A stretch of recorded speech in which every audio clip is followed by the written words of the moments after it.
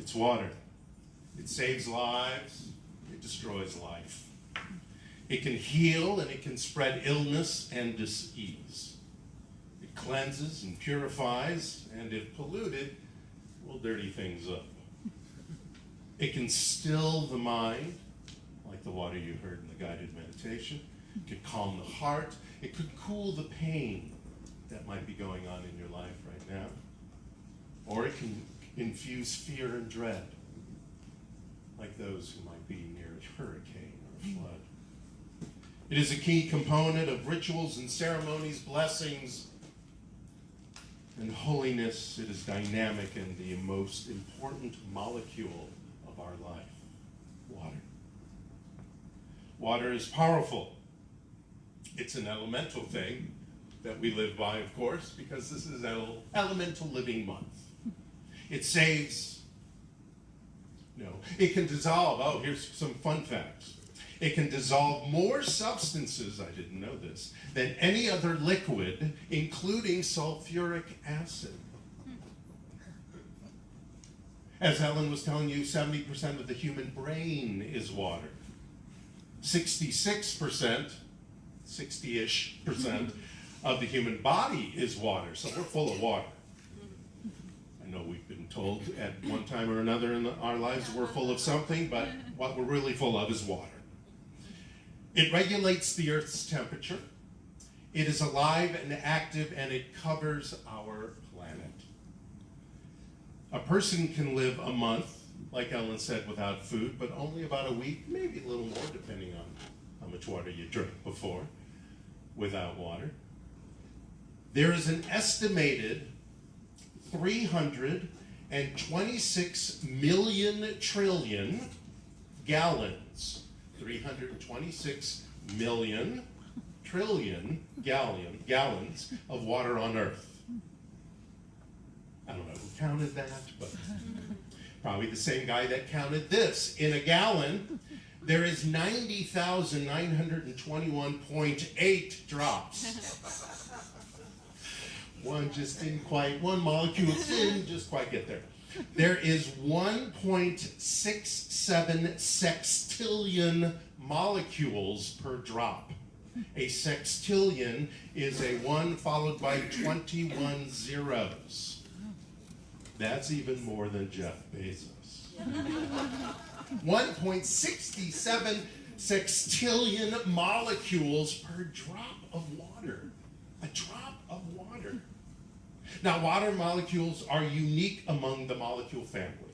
They are adhesive, which reminds me that, like, our belief system is adhesive, right? So we're like water.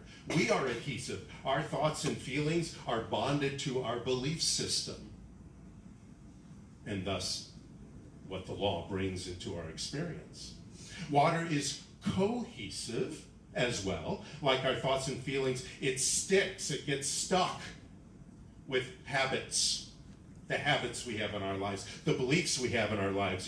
Beliefs come back, and our thoughts come in as a perspective based on our beliefs, and it can be a vicious circle, both negative or positive, depending on what you do with those thoughts and feelings. But our perceptions and our perspectives, all those are cohesive to our beliefs. They become stuck to our beliefs, like water. Like our feelings, water is a universal solvent. So our feelings can help, of course, ease pain, increase happiness. It solves what's going on. Like our body, mind, and heart and gut, water has polarity. Another important fact about water, it is slightly charged on both ends. Like many of us at various times, it is fluid, it is frozen, and it is steamy. It's also a gas sometimes, which sometimes happens to us as well. Like an active mind and body, moving, circulating, water is energized and energizing, and like a sedentary life, still water is effectively dead or dying. So our life is like water. Our life is so much like water, even more than air and earth, which we talked about in the last couple of weeks. Like our consciousness, water is an ideal medium for processes because it is a dynamic medium within itself. So within water, you mix water with certain things and it becomes food, or it becomes a nourishing drink, or it becomes a beautiful bath. And that's like our consciousness. When we fill our consciousness with positive thoughts and feelings, etc., and ideas and ideals, then it is a bath of sorts. Without water, nothing in the environment can change, just like consciousness. Without our consciousness at work, actively, nothing really changes in our life, especially not usually for the better. Water is a powerful living system that can be influenced by our thoughts, feelings, and beliefs. I'm going to get into that in 1 second. Water actually communicates and has memory. Now, if you've seen the movie What the Bleep, you've probably have heard about this gentleman. Dr. Masaru Emoto did these experiments on emotions affecting ice crystals. Really fascinating book. He actually wrote a few books, but a really fascinating book that they talk about in that particular documentary, where they infused water crystals with feelings by having people around it pray or have anger or certain things, and the crystals actually changed based on the environment they were in. And they actually did a double-blind experiment with the Institute of Noetic Sciences here in California, and they found out the conclusion was that intention can influence the formation of water crystals. Now think about this, 66% of our brain is water. So whatever thoughts and feelings are going on, that is water that is infusing health or disease in our body, which of course is also mostly water. That's what was really discovered in these experiments, that intention changes not only the environment, not only informs the law of what to bring into our experiences, but informs our body what it needs to do, how it needs to react, what kind of vibrancy and vitality it needs to have. I found that so interesting. I know I didn't bring that one today, that water bottle, but I have a water bottle that I had purchased, that I had put on the side, opulence. And I know people used to do this a lot, especially when What the Bleep came out, because it became a thing. But I know people still do it. They write, sometimes they'll put it with magic mark or something, they'll write on the side of their water bottle, or their water bottle that is a little more permanent, not the ones that you just kind of buy and throw away. They'll write love, peace, power, whatever on their bottle, because then that it starts empowering the water to bring that into your life, into your system. And water teaches us. And one of the ways water has taught me is a few weeks ago, we watched the movie The Art of Racing in the Rain. Has anybody seen that? Everybody seen that? A few people have seen it. It was based on a novel by Garth Stein. Real quickly, it's one of those, you could say, sappy movies. I was pretty drenched in tears throughout the movie. It's about the life of a car racer and the woman who became his wife and their child, and it's through the eyes of their dog. The whole novel, which I read last week, is written by the dog and his life, and his name is Enzo. And his life and his perspective on things and his frustration that he knew when things were showing up, but he couldn't speak because his tongue wasn't built to speak. His tongue was built to lap up water. And he didn't have the vocal cords to properly speak the words, but he knew what was going on. And any of you who've had animals, not necessarily especially a dog, but those of you who've had animals, they know what you're talking about. Cats usually don't listen, but they know what you're talking about. They usually at least go, yeah, or something. They do recognize you're speaking, but they may not react the way you want them. But it's a fascinating book and a beautiful movie, actually. It's the movie that has the poster with the dog and the gentleman in the convertible car, and they're driving, so both of their hair is going crazy, and the dog's ears are. It's beautiful. Anyway, in this movie is full of new thought lessons. It's amazing. I was just like, wait, I gotta write that down. I was totally amazed. So we're going to delve into a few of the lessons from The Art of Racing in the Rain. Some of these quotes are from the book, some of them are from the movie, although the movie follows the book pretty closely. So a lesson in it is you are enough right now.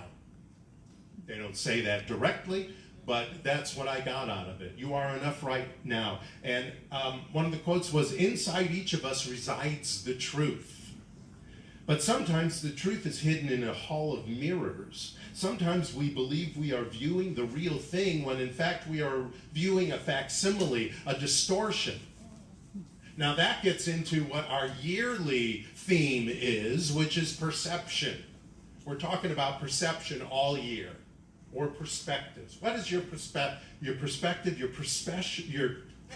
perception on life, on your life, on your spouse's life, on your friends' lives? What's your perspective on living in Los Angeles versus somewhere else? How do you perceive things? And the second quote is, we too must shatter the mirrors. We must look into ourselves and root out the distortions until that thing which we know in our hearts is perfect and true stands before us. When we bust through Soar and Zoom by revealing the divinity in us, then we vibrate at the speed of the divine instead of, what everybody else does, which is not always that great. Or the statistics that we think we're going to allow ourselves to sit into. We're this age, so this must happen. Doesn't to everybody. We're from this part of the country, so we can or cannot do this, that, or the other. Not true.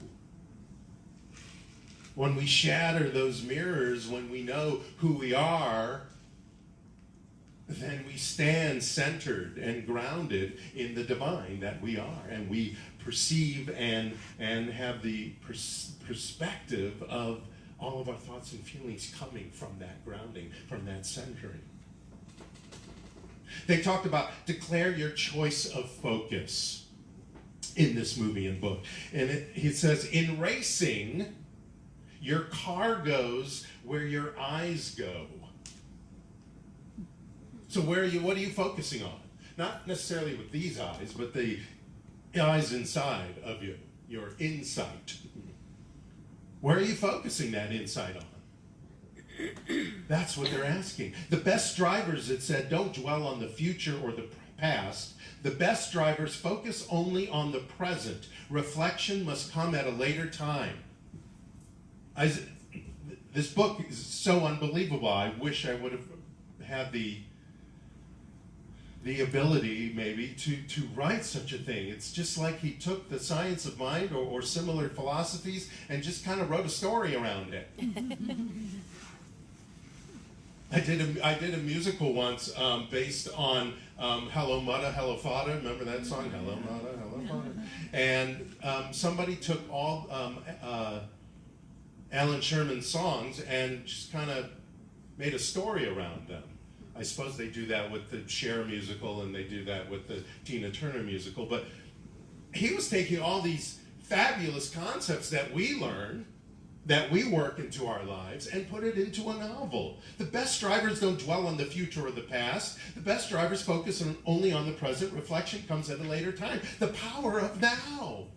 Right now, what's happening right now. Not what you thought before. Not what you thought before that may have brought you to now. Not what's going to happen in the future. What's happening right now? What are you thinking right now? What ideas are in your head? What words are in your head right now? Now, of course, in racing, there are a pit crew, and if you don't know what a pit crew is, just in case, pit crew is a bunch of guys usually, but there are women pit crews now too, that they change the tire, they put gas in the car, they do any kind of quickie repair they can within a few seconds, and then the car goes back into the race. And that happens to a car at all times, where they switch at least gasoline, but they switch tires as well. And so he was talking about the pit crew in this book, because his pit crew wasn't up to snuff. And he said, no race was ever won in the first corner, but many have been lost there. At some point in every race, well, you got to take a risk if you want to win. And this about the pit crew: they must anticipate, adjust, and correct at all times in those few seconds, just like we do all the time. Now, when we are in that reflection mode that I was talking about earlier about in the Power of Now, when we're in that reflection mode, that's when we can correct. But in the moment, we anticipate by knowing who we are and what we're coming from and the power that we have. And if we have to, we adjust, because sometimes we got dumb, habitual thoughts going on in our minds, stupid ideas that somehow we accepted from what some teacher or some dumb minister said to us. Not this one. And we can adjust that and then correct our thoughts. Correct our actions based on those thoughts. Our perceptions about certain things. It's not about a heavier foot, it's about feel. He's talking about in driving. When the driver has the courage to create his own conditions, the rain is simply rain. So it's not about a heavier foot, it's not about going faster, it's not about necessarily doing more, it's about feeling about what you're doing, what ideas are going in your head. You know, we get, especially in this philosophy, especially if you're early in this philosophy, you get really into your head, into your brain, into your logic, into your supposed intelligence, you know, the logic part, that intelligence, and you forget this. The smarts that come from here are just as, and many times more important than the smarts that comes from that thing in our head, that brain thing that is 66% water. When the driver has the courage to create his own conditions, the rain is simply rain. When we know we have the power, when we know we can sit and ground ourselves and get back into the divine and vibrate at the speed of the divine, we know that whatever shows up in our lives, we can adjust. We can realign. And that whatever it is, horrible or less horrible, or just a little thing, it's like rain is simply rain. We know we can bust through, soar, and zoom. We know it. We may not know how at that particular moment as far as what needs to be aligned, because we may be not knowledgeable about whatever that is happening in our lives, but we know we can bust through because we know we can with our heart, our mind, and our gut, the divine matrix, as I call it. I want to tell you a little fable. An unhappy young man came to an old master and told him he had a very sad life and asked for a solution. The old master instructed the unhappy young man to put a handful of salt and put it in a glass of water and then drink the water. So the young man did that, and the master said, "How was that?" And the young man spit it out, of course, and said, "That was horrible." And the master smiled and asked the young man to take another handful of salt and follow him to the lake. And down they went to the lake, and he told the apprentice there to put the salt into the lake and swirl it around. So the young man did that, and the old man then said, "Now drink from the lake." So the young man drank from the lake, and the water was dripping down his chin, and the master said, "So, how does it taste now?" And remarkably, the young man said, "Good, actually. It tastes good." "Do you taste the salt?" asked the master. "No," said the young man. And then the master sat down next to the young man and said, the pain of life is pure salt. No more, no less. The amount of pain in life remains the same, exactly the same, but the amount we taste the pain depends on the container we put it into. So when you are in pain, the only thing you can do is to enlarge your sense of things. Stop being a glass and become a lake. We have to stop just kind of being here and know that there are infinite possibilities in the universe that are there available to us. Now, we can do all those practical things. We can journal, and we can read our affirmation cards every day, and we can do our affirmative prayer, etc., etc. We can write down our goals. We can do the one thing, if anybody is familiar with that, the one thing every day. What is the one thing? If I do this, the rest of my day will be easy because of it, or will follow, will flow, to keep with the water idea, easily because I accomplished this one thing. You can do all those practical things. You can do all that neuro-linguistic programming stuff. You can do everything you've learned in therapy, etc., boundaries. You can do all of that stuff, but unless you're here doing this, you're not going to bust through, or soar, or zoom. Well, you might bust through a little bit here and there.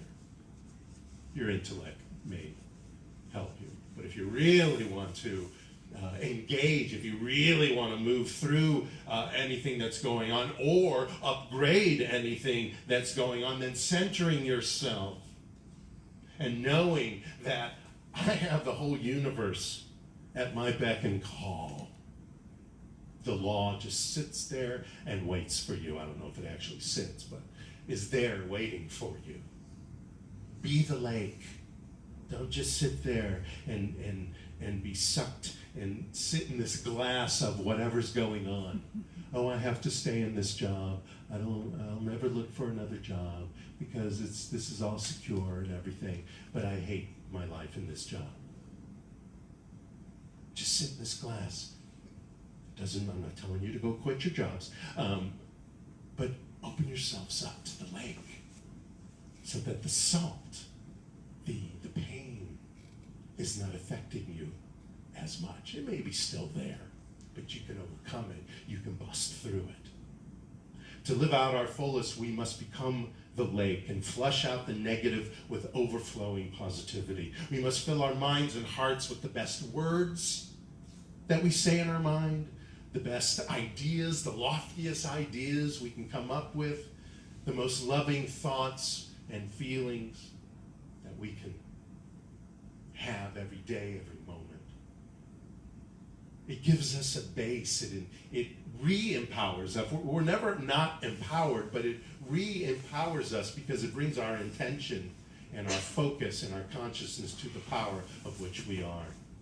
With this strength, we can overcome anything negative. We can bust through and soar and zoom through anything and manifest our best life. Remember, you are 66% water in your brain. You are 70% water in your body. Be the lake, and have your best life. Thank you so much. Namaste.